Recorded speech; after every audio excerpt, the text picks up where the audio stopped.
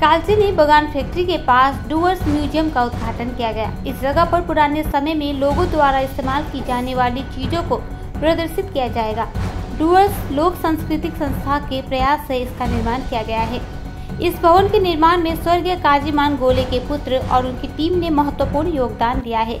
ज्ञात हो कि स्वर्गीय काजीमान गोले ने लोगों को पुराने समय की संस्कृति, वेशभूषा, जीवन शैली आदि के बारे में बताने के लिए अपने घर में म्यूजियम खोला था। इधर बेटे कौशल गोले ने अपने पिता के सपने को सफल बनाने के लिए हर संभव प्रयास किया। कौशल गोले ने कहा कि घर में चल रहे म्यूजियम की शुरुआत यहाँ इसीलिए की जा रही है ताकि लोग पुराने समय की परंपराओं के बारे में जान सके। उन्होंने कहा कि आज के इस कार्यक्रम को सफल बनाने में सृजनशील समूह ने काफी योगदान दिया है। স্মৃতি ভবনটা মিউজিয়াম যে আছে মিউজিয়ামে এখানে স্মৃতি ভবনে আমরা শিফটিং করব সেই এখানে আছে। তারপর প্রোগ্রামটা হচ্ছে ministry of culture government of ইন্ডিয়ার ছোট প্রোগ্রাম। সেই প্রোগ্রামের মাধ্যমে একটা মিউজিয়াম উদ্বোধনটা প্রোগ্রাম আছে। এখানে সৃজনশীল সমূহ একটা সমূহ আছে, সমূহ নিয়ে আমরা হাতে হাত মিলাই আজকে প্রোগ্রামটা সাকসেস করার জন্য উনি আগে আসছে। আপনাদের সংস্থার নাম কি দাদা? ডুয়ার্স লোক সাংস্কৃতিক সংস্থা। আচ্ছা, আর এটার সাপোর্ট কারা করলো, মানে ফান্ডিং যেটা হলো আর কি বিল্ডিংয়ের? ফান্ডিং তো আমি নিজে লাগাইছি। আচ্ছা, আর এই সেন্ট্রাল গভর্নমেন্টের যে কালচার, ওইটা কালচারে শুধু কালচার, আমি একটা ডুয়ার্স লোক সংস্থার একটা ছোট ফান্ড দিয়েছিল উনি কালচারে করার জন্য। তো ওই মাধ্যমে একটা সংগ্রহালয় উদ্বোধন করছি। আচ্ছা, তো সংগ্রহালয়টা তো এখন বাড়িতে আছে, এটা শিফট করবেন তাই না? এবং সেটা কি সবার জন্য ওপেন থাকবে? সবার জন্য ওপেন থাকবে। কি কি আছে সংগ্রহশালায়? সংগ্রহশালায় অনেক কিছু আছে, বিভিন্ন জনজাতির বাদ্যযন্ত্র, তামাং বুদ্ধিস্টের অনেক কিছু বাদ্যযন্ত্র, মানুষের হাড়, মানুষের হাড্ডি, বিভিন্ন পুরানো যুগের ভাড়া বর্তন, ট্যাংরো, এইসব আছে। বইগুলো পুরানো বইগুলো আছে। আচ্ছা, বাদ্যযন্ত্রের মধ্যে দু একটা নাম যদি বলেন। বাদ্যযন্ত্রের মধ্যে কাংলিং আছে, এটা মানুষের থায়ের হাটির আছে, শালিক আছে, তারপরে আদিবাসী নাগরা আছে, তারপরে ডমরু, গোল, তারপরে লিম্বুদের, তারপরে চামরুগের সেট আছে। এটা উনি কিভাবে সংগ্রহ করছেন? উনি আগে যতটুকু আমি জানি, আমি ছোটবেলা থেকে দেখছি উনি তো বিভিন্ন জায়গায় নাচ গান করতো, জায়গায় নাচ গান করতো। ওখানে গিয়ে উনি ওই নাচ গান জন্য টাকা দিত, ছোট অল্প, ওই টাকা দিয়ে উনি ওই জিনিসপত্র কিনে আনতো। জায়গা গিয়ে জিনিসপত্র কিনে আনতো, জায়গা লোক দিত, 100 টাকা 50 টাকা করে কিনে জমা করতো। তা উনি ওদের একটা উদ্দেশ্য ছিল কিছু কালচারিতে বসে কিছু করে যায় না, একটা নতুন কিছু করে যাই। আসবো যাবো ঠিকই, কিন্তু কিছু মানে করেই যাবো, সে একটা উদ্দেশ্য ছিল। কোন ইয়ারে এটা স্থাপন করেছে উনি সংগ্রহশালা? সংগ্রহশালায় তো আগে থেকে ছিল, কিন্তু 2011-তে ওপেনিং হয়েছিল। মাননীয় গৌতম দেব মহাশয় উনি এসে আমার বাড়িতে উদ্বোধন করছিল। আচ্ছা, আর ওনার উনি ডেথ কবে হয়েছিল ওনার? উনি ডেট 2016 মে 2 তারিখে।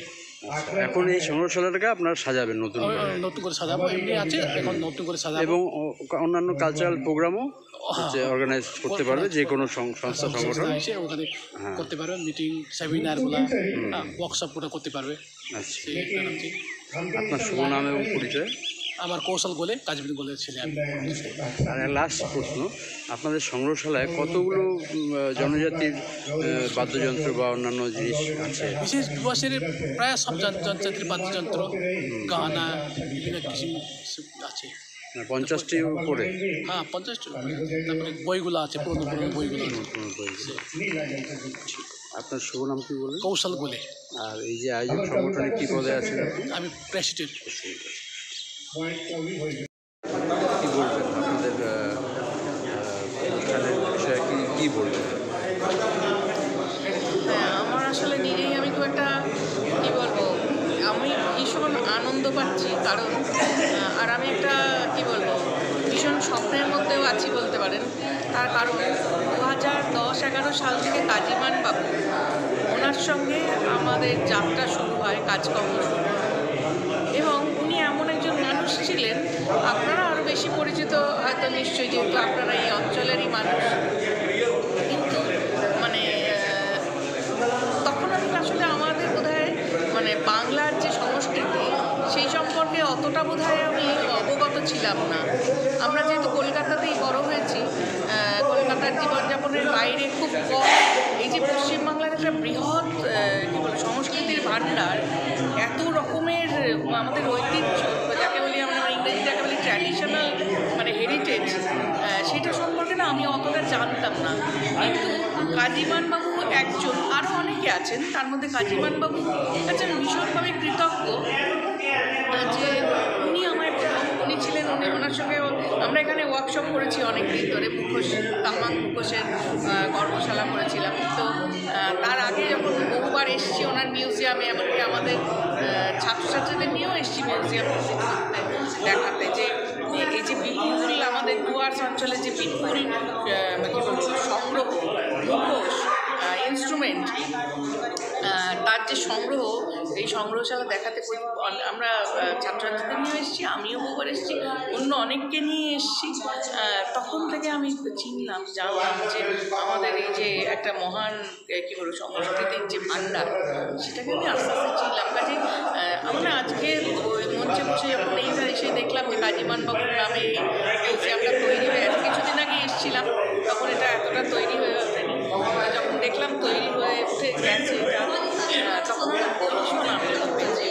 আমার মনে হলো কাজীমানবাবুর মতো মানুষরাই তো এই বাংলার সংস্কৃতিতে জল জল করবেন, তাদের নামই তো স্বর্ণাক্ষরে জল জল করবেন। এরকম আরও অনেক মানুষ আছেন, আমরা তাদের যেন মানে এইটুকু বলবো যে তাদের আমরা মনে রাখি, স্মরণে রাখি।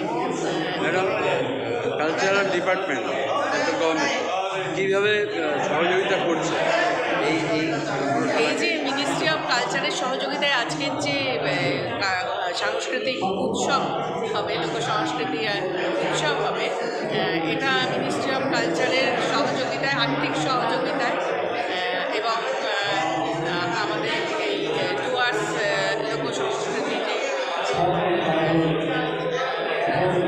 পারফর্মিং আর্ট যে ফেস্টিভ্যাল আজকে হবে সেটা হচ্ছে। আমার মনে হয় এই অঞ্চলের অনেক সংস্কৃতিপ্রেমী মানুষ, আমার এত ভালো লাগছে এই ভর দুপুরে এসে এত মানুষ, এত গুণী মানুষ, তাদের এবং অনেকেই মানে যথেষ্ট ব্যস্ত মানুষ, তারা এসে উপস্থিত হয়েছে। এইটা না মানে এইটা বোধ হয় কী বলবো, অনেক রাজনৈতিক ব্যক্তিত্ব হয়তো আছে, কিন্তু তারা আজকে একদমই এসেছেন এই সংস্কৃতিকে উৎসাহিত করতে, সংস্কৃতিকে মানে কী বলবো এগিয়ে নিয়ে যাওয়ার জন্য। কাজেই আমি তাদের প্রতি কৃতজ্ঞ, তাদের আমার শ্রদ্ধা জানাই, যারা মনে করেন সংস্কৃতি এমন জিনিস যেটা তো আমাদের রুচিকে তৈরি করে, আমাদের মননকে তৈরি করে। কাজে সেই কাজটাকে যারা উৎসাহিত করেন, সেই কাজটার সঙ্গে যারা যুক্ত থাকেন, তাদের আমি শ্রদ্ধা জানাই। আপনার শুভ নাম পরিচয় madam? Doctor Haimanti Chattopadhyay, member secretary, West Bengal state.